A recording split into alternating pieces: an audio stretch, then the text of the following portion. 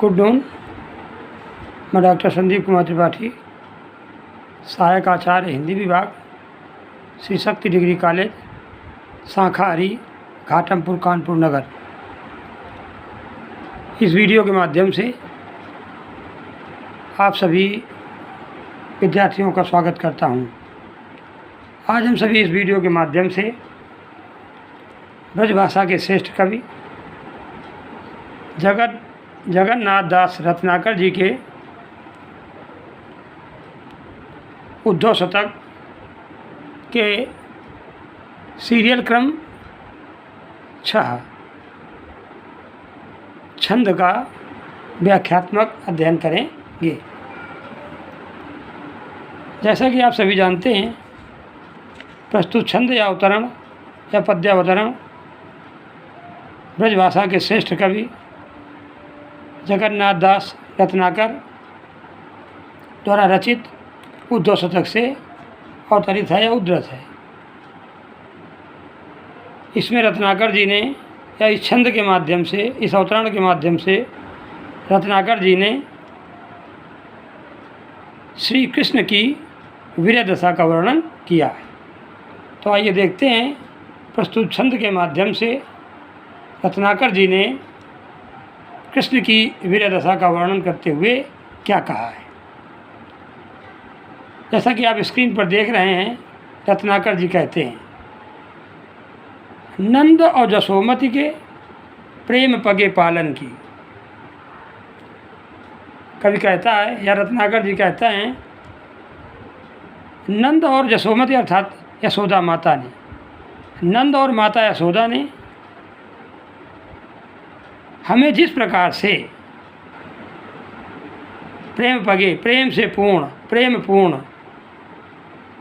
पालन की, पाल पोस कर बड़ा किया है। लाड़ भरे लालन की लालच लगावती। उनका वह स्नेह से युक्त या स्नेह समन्वित पोषण का जो लालच है, का जो लोभ है, वह आज भी हमें अपनी ओर आकर्षित करता है या खींच रहा है। एक बार पुनः इन पंक्तियों को देखते हैं। नंद और जसोमति के प्रेम पगे पालन की, लाड़ भरे लालन की। लाड़ भरे मतलब प्रेम से युक्त या स्नेह से युक्त। लाड़ भरे लालन की लालच लगावती। लालच माने लोभ, लगावती माने आकर्षित करती है, का लगाव छूटता नहीं है, या उनके जो प्रेम पूर्ण पालन पोषण का या स्नेह युक्त पालन पोषण का जो आकर्षण है, वह आज भी मुझे अपनी ओर खींचता है। तो कवि कहता है, नंद और जसोमति के प्रेम पगे पालन की। बाबा नंद और माता यशोदा ने जिस प्रकार से हमारा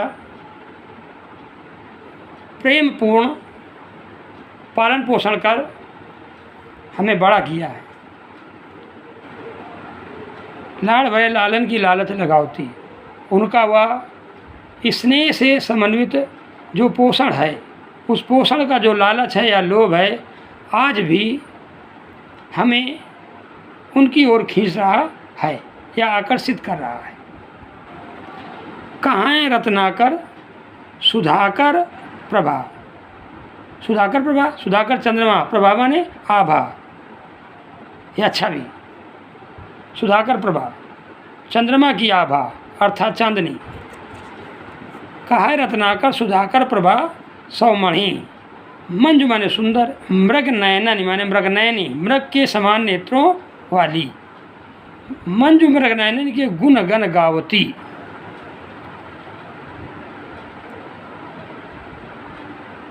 रत्नाकर जी कहते हैं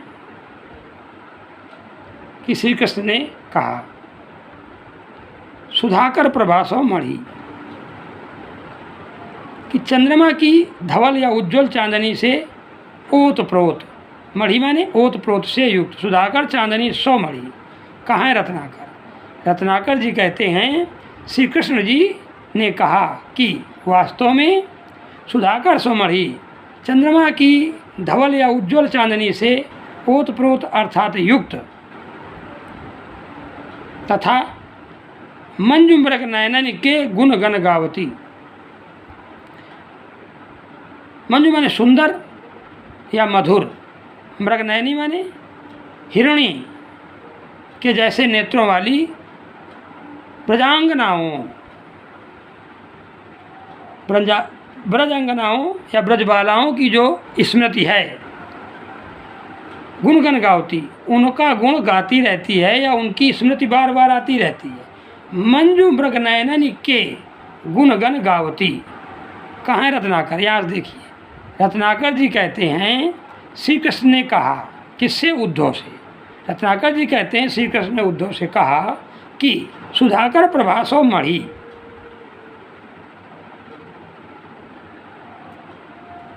कि चंद्रमा की उज्ज्वल या धवल चांदनी से ओत प्रोत तथा मंजू मृग नयनन के गुण गावती, सुंदर मृग नयनी के समान नेत्रों वाली जो ब्रजांगनाएं, ब्रज की बालाएं थीं, उनका गुण बार बार, उनका गुण का माने उनके गुणों का जो स्मरण है उन्हें बार बार आता है या उनकी स्मृति उन्हें बार बार आती है। जमुना कछारन की, कछार माने किनारा, तट, यमुना के तटों की, रंग रस रारन की, रंग रस रारनी, रंग रस अर्थात प्रेम पूर्ण, रारन माने झगड़ों की।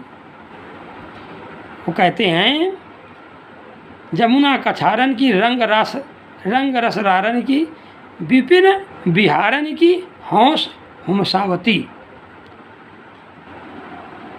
अर्थात यमुना के किनारों की और यमुना के किनारे होने वाले क्रियाकलापों या क्रीड़ाओं की, क्रीड़ाओं के प्रेम पूर्ण झगड़ों की, अर्थात रासमंडल की के बीच जो झगड़े वगैरह होते थे उनकी भी याद आती है। विपिन बिहारन की हौस हुमसावती। रत्नाकर जी आगे कहते हैं कि विपिन बिहारन, विपिन माने वनों में, जंगलों में, बिहारन माने भ्रमण, विहार करने की इच्छा या भ्रमण करने की इच्छा। विपिन बिहारन की हौस, रत्नाकर जी आगे कहते हैं कि जंगलों में या वनों में भ्रमण करने की, घूमने की इच्छा, हौस माने इच्छा, हुमसावती, आज भी हमें उत्तेजित करती है या बलवती होती है। स्ट्रांग फीलिंग्स मतलब वो जो फीलिंग्स है, जो उनके मन के अंदर अनुभव हैं, वह आज भी उन्हें उत्तेजित करते हैं, अंदर से वो इच्छाएं बलवती होती हैं। सुधि ब्रजवासिनी दिवैया सुखरासिनी की। कभी आगे कहता है श्री कृष्ण उद्धव से कहते हैं सुधि ब्रजवासिनी की, दिवैया सुखरासिनी की, कि कृष्ण कहते हैं कि वस्तुतः ब्रज के निवासियों ने हमें जो सुख का भंडार दिया है या हमें जो सुख दिए हैं, उन सभी सुखों की, अब ब्रजवासी ब्रज में रहने वाले सभी थे, जैसे उनके माता पिता, गोपी ग्वाल, ब्रज के जितने भी धाम हैं, स्थान हैं, वहाँ शुद्ध ब्रजवासिनी की, दिवैया सुखरासिनी की। रत्नाकर जी कहते हैं श्री कृष्ण उद्धव से कहते हैं कि ब्रज के निवासियों ने हमें जो सुख दिए हैं, उन सभी सुखों की, माता पिता की, गोपी ग्वालों की, ब्रज के स्थानों की जो भी स्मृतियाँ हैं, उद्धव नित हमको बुलावन कवाती, वह सारी स्मृतियाँ हमें नित्य प्रति ही बुलाने के लिए आती हैं। तो यह तो हुई व्याख्यात्मक परिचर्चा। अब आइए लगे हाथ ये भी देख लेते हैं कि इसमें साहित्यिक सौंदर्य संबंधी विशेषताएं क्या हैं। तो पहले यही देखते हैं अलंकारिकता में क्या विशेषताएं हैं। तो अलंकार की दृष्टि से जैसे इसमें दिया गया है, आप देख रहे हो पहली ही पंक्ति में है प्रेम पगे पालन, और दूसरी लाइन में है लालन की लालच लगावती, लालन की लाच जहाँ लिखा तो वहाँ होगा लालच। लालन की लालच लगावती। फिर है मंजू मृग नयननी, उसी के साथ में दिया गया है दूसरी लाइन में, अरे उसी के सामने गुणगन गावती। तो मृग नयननी गुणगन, मंजू मृग नयननी गुणगन गावती, रंग रसरा रासनी, वहीं पर है हंस सोमसावती। तो इस प्रकार इन जगहों पर अनुप्रासिकता की छटा बड़ी शोभनीय है, देखते ही बनती है। मृग नयननी में जो है उपमा अलंकार है। उपमा अलंकार का एक भेद है लुप्तोपमा, एकदम स्पष्ट नहीं है, लेकिन लुप्त का मतलब वैसे अदृश्य। उपमा अलंकार अदृश्य सा है। मृग नयनी अर्थात मृग के समान नेत्रों वाली। तो यहाँ ब्रजांगनाओं, ब्रज की बालाओं की जो नेत्रों की सुंदरता है वह मृग यानी हिरणी के समान सुंदर बताई गई है। तो हिरणी के नेत्रों से उनके नेत्रों की सुंदरता की समानता तुलना की गई, इसलिए यहाँ पर उपमा अलंकार है और वह अदृश्य रूप में है, तो इसलिए यहाँ पर लुप्तोपमा अलंकार है। पालन लालन कछारा निरासन बिहारा निवासी निरासिन में जो दिखाई पड़ा ध्वनि साम्य, जो ध्वनि है उच्चारण का जो बोध है उसमें समानता दिखती है, इसलिए यहाँ ध्वनि साम्य अलंकार है। अब दूसरे क्रम में हम कह सकते हैं दूसरी विशेषताओं के तौर पर, प्रस्तुत पद में कवि ने वृंदावन के प्रति इस पद के माध्यम से कृष्ण के अंतर्गत 3 आकर्षण बताए। पहला, नंद और यशोदा का स्नेह भाव और उनका लाड़ भरा लालन पालन, जैसा कि पहली और दूसरी पंक्ति में कृष्ण ने व्यक्त किया। नंद और यशोमद के प्रेम पगे पालन की, लाड़ भरे लालन की लालच लगावती। तो ये पहला आकर्षण है माता यशोदा और बाबा नंद के प्रति, जो वृंदावन के माध्यम से निकलकर आया है। दूसरा, गोप बालाओं का प्रिय मिलन और रासलीला संबंधी आनंद, जिसके लिए कृष्ण सदैव उत्सुक रहते हैं। और तीसरा, ब्रज सुषमा, वहाँ की करीर और तमाल की झाड़ियाँ, यमुना का किनारा, विपिन बिहार सदैव कृष्ण को प्रेम को उद्दीप्त करता रहता है। प्रस्तुत सभी उपकरण उद्दीपन है, जो कृष्ण में स्नेह की स्मृति को उद्दीप्त करने का काम करते हैं। तो यहाँ पर ये दूसरी विशेषता के अंतर्गत वृंदावन के प्रति जो कृष्ण के 3 आकर्षण बताए गए वो यही है। बाबा नंद और यशोदा का स्नेह भाव और स्नेह से पूर्ण उनका पालन पोषण, गोप बालाओं का प्रिय मिलन, रासलीला संबंधी जिसके लिए कृष्ण सदैव उत्सुक रहते थे, और ब्रज की सुषमा आदि। पहली 2 पंक्तियों को अगर आप देखते हैं तो यहाँ पर क्या है, कवि ने वात्सल्य का उद्दीपन किया है। वात्सल्य रस है, वियोग वात्सल्य रस है।